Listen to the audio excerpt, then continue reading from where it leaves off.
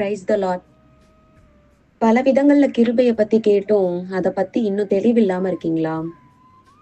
அப்போ ஒரு real life இன்சிடென்ட்டை உங்க கூட ஷேர் பண்றேன். ரியல் லைஃப் இன்சிடென்ட்னு சொன்னதும் ஆல்ரெடி இந்த உலகத்துல இருந்து வாழ்ந்து ஜெயிச்சுட்டு போனவங்க ஹிஸ்டரின்னு நினைச்சிடாதீங்க. ப்ரெசென்ட்ல வாழ்ந்துட்டு இருக்க ஒரு வாலிப பொண்ணோட ரியல் லைஃப் இன்சிடென்ட்டை தான் அவங்க கூட ஷேர் பண்ண போறேன். கிருபை நிறைய விஷயங்களை பண்ணணும்னு நம்ம கேட்டிருக்கோம். ஆனா இந்த பொண்ணு லைஃப்ல அந்த கிருபை என்ன பண்ணுச்சுன்னு பார்ப்போமா? பொண்ணுன்னு சொல்லிட்டு இருக்கேன். அந்த பொண்ணோட பேர் தீபா. தீபா காலேஜ்ல 3rd இயர் படிச்சுட்டு இருந்தாங்க. அப்ப எல்லா காலேஜ்லயும் வர ஆன் கேம்பஸ் இன்டர்வியூ தீபாவோட காலேஜ்லயும் வந்தாங்க. ஆனா தீபாக்கு சுத்தமா இங்கிலீஷ்ல பேச தெரியாது. இங்கிலீஷ்ல சாரி தேங்க்ஸ் தவிர வேற ஒன்றும் தெரியாது. ஆனாலும் தீபா அந்த இன்டர்வியூ அட்டன் பண்ணாங்க. அந்த இன்டர்வியூல மொத்தம் 4 ரவுண்ட் இருந்துச்சு. First round aptitude test. இந்த ரவுண்ட்ல இங்கிலீஷ்ல எல்லாம் பேச வேணாம், பேப்பர்ல கேட்டிருக்க கொஸ்டினுக்கு ஆன்சர் எழுதுனா போதும். ஆனா தீபாக்கு ஆன்சர் தெரியணுமே. ஆன்சர் தெரிஞ்சாதானே ஃபர்ஸ்ட் ரவுண்டே கிளியர் பண்ண முடியும். இப்ப நான் சொல்ல போறது நிறைய பேர் லைஃப்ல நடந்திருக்குமான்லாம் எனக்கு தெரியாது. நான் சொன்னதுக்கு அப்புறம் இப்படி இல்லாம நடக்கும் அப்படின்னு கூட நீங்க நினைக்கலாம். ஆனா தீபாவோட லைஃப்ல நடந்துச்சு. என்ன தெரியுமா? HR எல்லாருக்கும் கொஸ்டின் பேப்பர் டிஸ்ட்ரிபியூட் பண்ணாங்க. ஆன்சரையும் எழுத சொன்னாங்க. ஆனா தீபா ஆன்சர் எழுதவே இல்லை. ஏன் தெரியுமா? தீபாவோட பேப்பர்ல கேட்டிருந்த எல்லா கொஸ்டினுக்கும் ஆன்சர் ஆல்ரெடி எழுதி இருந்துச்சு. அதை அப்படியே எடுத்து HR கிட்ட கொடுத்துட்டு வந்துட்டாங்க. ஸோ இப்படி தாங்க தீபா இந்த ஃபர்ஸ்ட் ரவுண்டை கிளியர் பண்ணாங்க. Second round group discussion. இந்த ரவுண்ட்ல HR ஏதாவது ஒரு டாபிக் கொடுத்துருவாங்க. நம்ம கண்டிப்பா அந்த டாபிக்கை பத்தி இங்கிலீஷ்ல பேசிதான் ஆகணும். ஆனா நம்ம தீபாக்கு தான் இங்கிலீஷ் பேச தெரியாதே. அப்புறம் எப்படி தீபா இந்த ரவுண்டை அட்டன் பண்ணிருப்பாங்க? அதுதான் இல்ல, தீபா இந்த ரவுண்டை அட்டன் பண்ணாங்க. HR நம்ம தீபாவை பார்த்து நீங்க எந்த டாபிக்ல பேச போறீங்க அப்படின்னு கேட்டாங்க. நம்ம தீபா தைரியமா நான் எங்க அம்மாவை பத்தி பேசுறேன்னு பேச ஸ்டார்ட் பண்ணாங்க. பேசினாங்க. My mother is beautiful. அவ்வளவுதான்.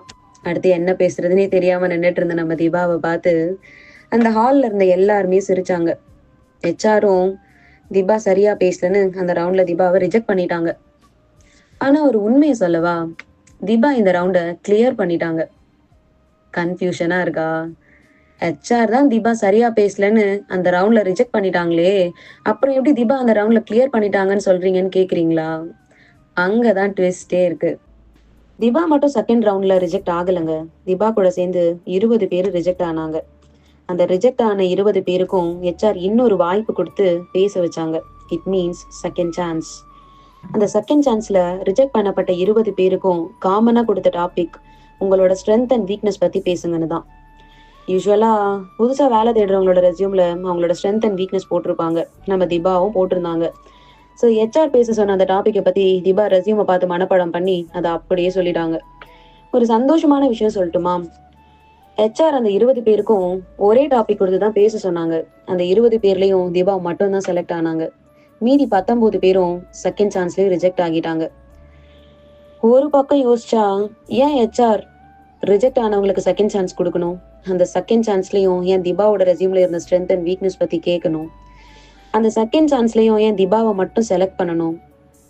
இல்ல தீபா தான் நினைச்சிருப்பாங்களா HR ரிஜெக்ட் பண்ணவங்களுக்கு செகண்ட் சான்ஸ் கொடுப்பாங்க, அதுல நம்ம மட்டும் தான் செலக்ட் ஆகணும். இதுக்கெல்லாம் பேர் என்னங்க? அதுதாங்க கிருபை. ஒருத்தர் மேல ஆண்டவரோட கிருபை இருந்தா எல்லாமே அவங்களுக்கு சாதகமா தான் முடியும். இதை கேட்டு முடிச்சதுக்கு அப்புறம் நீங்க எல்லாரும் நினைக்கலாம், HR செகண்ட் சான்ஸ் கொடுத்தாங்க, தீபா ஏதோ ட்ரை பண்ணி அந்த ரவுண்டை கிளியர் பண்ணிட்டாங்கன்னு. ஆனா அது உண்மை இல்லைங்க. The second chance was not initiated by HR. It was already planned in heaven.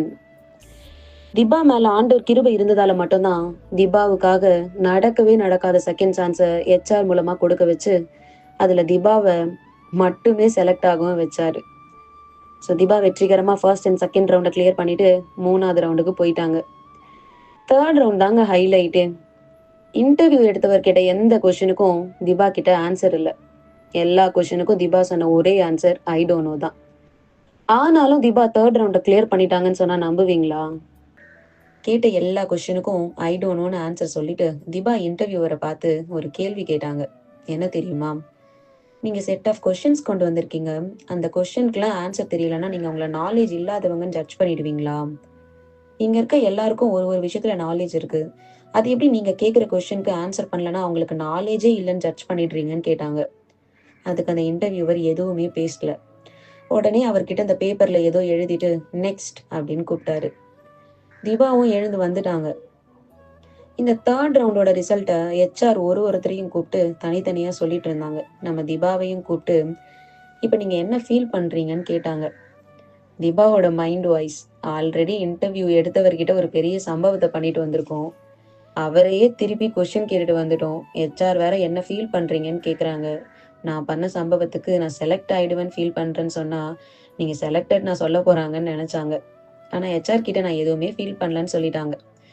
HR அதுக்கு என்ன ரிப்ளை பண்ணாங்க தெரியுமா? ஹெச்ஆர் சிரிச்சுக்கிட்டே, you got selected, we move you to the final round அப்படின்னு சொல்லிட்டாங்க. நான் நினைக்கிறேன் அந்த நிமிஷம் திபா நம்மளை சுத்தி என்னதான் நடக்குதுன்னு நினைச்சிருப்பாங்க. ஆமாங்க, திபா தேர்ட் ரவுண்ட் செலக்ட் ஆகி ஃபோர்த், அதாவது ஃபைனல் ரவுண்டுக்கு போயிட்டாங்க. Final round HR round, salary discussion, shift timing, location எல்லாமே இந்த ரவுண்ட்ல தான் நடக்கும். இந்த ரவுண்ட்லயும் திபா ஒரு சம்பவம் பண்ணாங்க. அது என்ன சம்பவம்னு கேக்குறீங்களா? ஹெச்ஆர் திபாவோட சேலரி சொல்றாரு, லொகேஷன் சொல்றாரு, ஷிஃப்ட் பத்தி சொல்றாரு, நீங்க நைட் ஷிஃப்ட்ல எல்லாம் ஒர்க் பண்ற மாதிரி இருக்கும், இதெல்லாம் உங்களுக்கு ஓகேவான்னு கேக்குறாரு.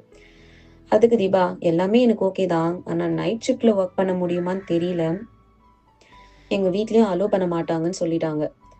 அதுக்கு ஹெச்ஆர் உடனே, அப்படியா, அப்ப சரி உங்க வீட்டுல கேட்டுட்டு வந்து சொல்லுங்கன்னு சொல்லிட்டாரு. அந்த நிமிஷம் திபாக்கு என்ன பண்றதுன்னே தெரியல. நான் மட்டும் திபாவை மானிட்டர் பண்ற ஒரு பர்சனா இருந்திருந்தா திபா கிட்ட டைரக்டா போய், திபா நீங்க எல்லா ரவுண்ட்லயும் சம்பவம் பண்ணிருக்கீங்க, ஃபைனல் ரவுண்ட்லயாவது எல்லாத்துக்கும் சரின்னு சொல்லி ஆஃபர் லெட்டர் வாங்குங்கன்னு சொல்லியிருப்பேன். ஆனா திபா என்ன பண்ணாங்க தெரியுமா? கொஞ்ச நேரம் யோசிச்சுட்டு சரி நான் நைட் ஷிஃப்ட் ஒர்க் பண்றேன்னு சொல்லிட்டாங்க. ஹெச்ஆர் அவங்கள பார்த்து சிரிச்சாரு. ஆனா திபாவுக்கும் மனசுல, ஆல்ரெடி நைட் ஷிஃப்ட்ல ஒர்க் பண்ண மாட்டேன்னு சொல்லிட்டோம், இப்போ ஒர்க் பண்றேன்னு சொல்றோம், இந்த ரவுண்ட்ல நம்ம நிஜமாவே செலக்ட் ஆவோமான்னு கன்ஃபியூஷன்லயே இருந்தாங்க. Again HR final round attend பண்ண எல்லாரையுமே ஒரு இடத்துல உட்கார சொல்லிட்டு எல்லாரும் முன்னாடியும் பேசினாங்க. அவங்க என்ன சொன்னாங்கன்னா, நாங்க யாரோட நேம்ஸ் எல்லாம் கால் அவுட் பண்றோமோ அவங்கள ஆஃபர் லெட்டர் வந்து வாங்கிக்கோங்கன்னு சொன்னாங்க. ஹெச்ஆர் ஒருத்தரையா கூப்பிட்டுட்டே இருக்காங்க. அவங்களும் போய் ஆஃபர் லெட்டர் வாங்கிட்டு வந்து அவங்க பிளேஸ்ல உட்காந்துக்கிறாங்க. அங்க மொத்தமாவே இருந்தது 49 ஸ்டூடெண்ட்ஸ் தான். ஆனா 40வது நம்பர் வரைக்கும் திபாவை கூப்பிடவே இல்லை. அப்பவே திபாவே 100% கன்ஃபார்ம் பண்ணிட்டாங்க நம்ம ரிஜெக்டட் தான். அப்ப நிஜமாவே திபாவை கூப்பிடலையா அப்படின்னு நினைக்கிறீங்களா? இல்ல, கூப்பிட்டாங்க. எப்ப தெரியுமா? 47வது நம்பரா. அந்த காலேஜ்ல இருந்து அந்த கம்பெனிக்கு 49 ஸ்டூடெண்ட்ஸை செலக்ட் பண்ணாங்க. அதுல திபாவை 47வது ஸ்டூடெண்டா செலக்ட் பண்ணாங்க. திபா ஆஃபர் லெட்டர் ரொம்ப சந்தோஷமா வாங்கிட்டு வந்தாங்க.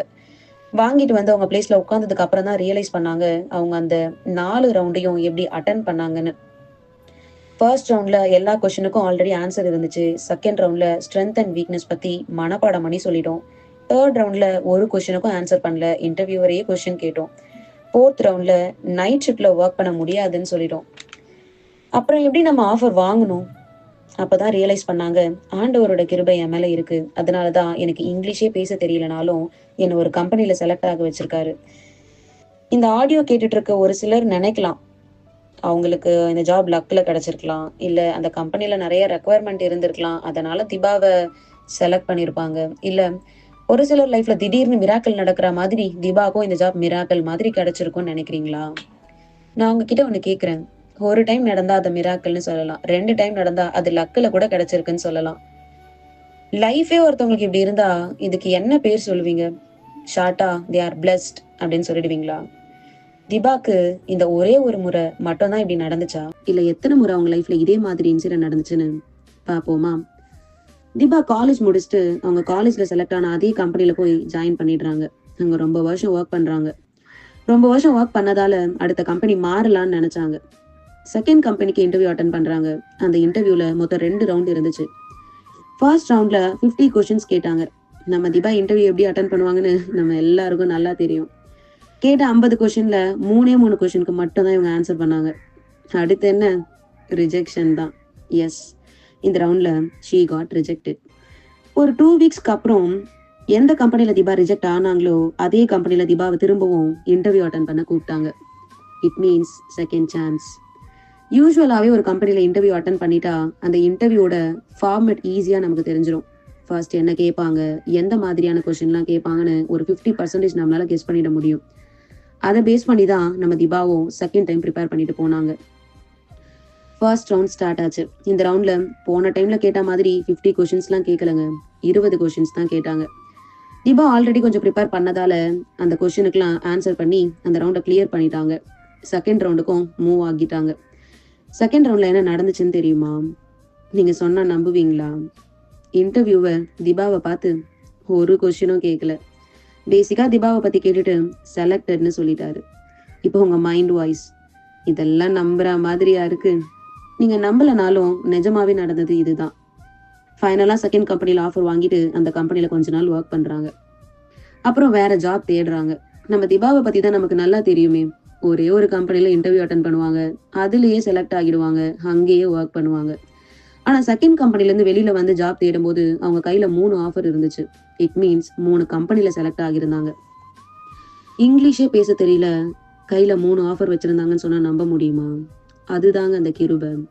நான் ஆல்ரெடி சொன்ன மாதிரி ஒருத்தனுக்கு எழுந்து நடக்கவே முடியல, ஆனா அவன் ஓடுறான். ஒருத்தனுக்கு பேசவே முடியல, ஆனா அவன் பாடுறான். ஒருத்தவங்களுக்கு இங்கிலீஷே பேச தெரியல, ஆனா அவங்க 3 ஆஃபர் கையில வச்சிருக்காங்க. ஸோ திபா அந்த 3 ஆஃபரையும் வாங்கிட்டு அதுல ஒரு கம்பெனியை செலக்ட் பண்ணி அந்த கம்பெனில ஜாயின் பண்ணாங்க. அங்கேயும் கொஞ்ச நாள் ஒர்க் பண்ணாங்க. அகெயின் வெளியில ஜாப் தேடுறாங்க. 4th கம்பெனில இன்டர்வியூ அட்டன் பண்றாங்க. அந்த இன்டர்வியூல அவங்களே நினைச்சு பார்க்காத ஒரு விஷயம் அவங்களுக்கு நடந்துச்சு. அது என்னன்னு தெரியுமா? திரும்பவும் இன்டர்வியூ ரவுண்ட்ஸ் பத்தி பேச போறீங்கன்னு நினைக்கிறீங்களா? இல்ல, இன்டர்வியூ ரவுண்ட்ஸ் பத்திலாம் பேச போறது இல்ல. ஏன்னா வழக்கம் போல இந்த இன்டர்வியூவும் ரொம்ப சிம்பிளா தான் இருந்தது. நம்ம திபா இதை ஈஸியா கிளியர் பண்ணிட்டாங்க. அப்ப வேற என்னன்னு கேக்குறீங்களா? அதுதான் திபாவோட சேலரி. உண்மையாவே என்ன நடந்துச்சுன்னு தெரியுமா? இன்டர்வியூ ப்ராசஸ்லாம் கிளியர் பண்ணதுக்கு அப்புறம் திபா ஹெச்ஆர் கிட்ட ஒரு சேலரி கேட்டாங்க. ஹெச்ஆரும் 2 டேஸ் டைம் கொடுங்க, டிஸ்கஸ் பண்ணிட்டு வரேன்னு சொல்லிட்டு போயிட்டாங்க. அகைன் ஹெச்ஆர் திபா கிட்ட பேசினாங்க. என்ன பேசினாங்கன்னு தெரியுமா? திபா, நீங்க இந்த சேலரியை தான் என்கிட்ட கேட்டீங்க, ஆனா நான் உங்களுக்கு இதை விட அதிகமான சேலரி தரேன்னு சொல்லி அன்னைக்கு ஆஃபரை ரிலீஸ் பண்ணிட்டாங்க. திபாவோட மனநிலைமை எப்படி இருந்திருக்கும்னு கொஞ்சம் யோசிச்சு பாருங்க. அன்னைக்கு அவங்க நைட்டு சரியா தூங்கி இருப்பாங்களா? நான் நினைக்கிறேன் ஆஃபரை வாங்கினதும் கண்டிப்பா ஓடி இருப்பாங்க, சந்தோஷமா சிரிச்சிருப்பாங்க, ஏன் டான்ஸ் கூட பண்ணிருப்பாங்க. ஒரே ஒரு கிருபை ஒரு மனுஷனை எப்படிலாம் மாத்துதுன்னு பாத்தீங்களா? திபா நினைச்சிருப்பாங்களா நமக்கு இங்கிலீஷ்லயே பேச தெரியல, ஆனா நான் ஒரு நாள் லேக்ஸ்ல சேலரி வாங்குவேன்னு? அதுதான் திபா லைஃப்ல நடந்தது. இதை கேட்டுட்டு இருக்க நீங்க ஒரு காலேஜ் ஸ்டூடெண்டா இருக்கலாம், இல்ல காலேஜ் முடிச்சுட்டு ஜாப் தேடுறவங்களா இருக்கலாம், இல்ல ஆல்ரெடி ஒரு ஜாப்ல இருந்துட்டு இன்னொரு ஜாபுக்கு மூவ் ஆக முடியாம இருக்கலாம், சரியா இங்கிலீஷ் பேச தெரியாதவங்களா இருக்கலாம், சரியா நாலேஜ் இல்லாதவங்களா இருக்கலாம். இன்டர்வியூக்கு எல்லாமே ப்ரிப்பேர் பண்ணிட்டு போயிட்டு ஆனா அங்க போகும்போது எல்லாமே மறந்து பிளாங்க் ஆகி கூட உட்காந்துருக்கலாம். சரியா படிக்காதவங்களா இருக்கலாம், இல்ல சாப்பிடுறதுக்கு கூட கஷ்டப்படுறவங்களா இருக்கலாம். நீங்க எந்த நிலைமையில இருந்தாலும் நான் நிஜமாவே சொல்றேன், இந்த கிருபை உங்களை பார்த்துக்கும். மத்தவங்க ரொம்ப எஃபர்ட் போட்டு வாங்குற ஒரு விஷயம் உங்களுக்கு ஈஸியா கிடைச்சிரும். எந்த ஒரு விஷயத்துக்கும் நீங்க யார்கிட்டயும் ரெக்கமெண்டேஷனுக்கு நிக்கவே மாட்டீங்க. எல்லாமே உங்களுக்கு ஆண்டவர் கிருபையால நடக்கும். நம்ம இயேசு எளியவனை குப்பையிலிருந்து உயர்த்துகிறார். நம்ம ஒண்ணுமே இல்லைன்னு நினைக்கிறீங்களா? ஆண்டவரோட கிருபை உங்களை உயர்த்தும். இயேசுவோட கிருபை ஒரு மனுஷனை மாத்தும், அது ஒரு மனுஷனை உயர்த்தும், அது ஒரு மனுஷனை பாதுகாக்கும், கரெக்டான ஆலோசனை கொடுக்கும், ஏன் சரியான வழியில கூட கைட் பண்ணும். இன்னும் சொல்லணும்னா ஒரு மனுஷனை பாவத்துல இருந்து வெளியில வர வைக்கிறதுக்கான பெரிய பவரையே இந்த கிருபை தான் கொடுக்கும். இப்படிலாம் ஒரு மனுஷனோட மொத்த லைஃபையும் இந்த கிருபை மாத்துதுன்னா கேட்டுட்டு இருக்க எல்லாருக்கும் இந்த கிருபை எவ்வளவு முக்கியம்னு யோசிங்க. இந்த கிருபையை மிஸ் பண்ணிடாதீங்க. நம்ம தாவீது ராஜா கேட்டா மாதிரி, தேவனே உமது கிருபையின்படி எனக்கு இறங்கும்னு ஜீசஸ் கிட்ட கேளுங்க. ஏன் நம்ம இயேசுவே என் கிருபை உனக்கு போதும்னு தானே சொல்லியிருக்காரு. அப்ப ஜீசஸ் கிட்ட கிருபையை கேட்டு நிறைய கிருபையை வாங்கி இந்த உலகத்துல இருக்க மத்தவங்களை காட்டிலும் ஆசீர்வாதமா இருங்க. Praise the Lord. உடைக்கப்பட்ட நேரத்திலெல்லாம் என்னை உருவாக்கின கிருபை இது. ஒன்றுமில்லா நேரத்திலெல்லாம் எனக்கு உதவி செய்த கிருபை இது.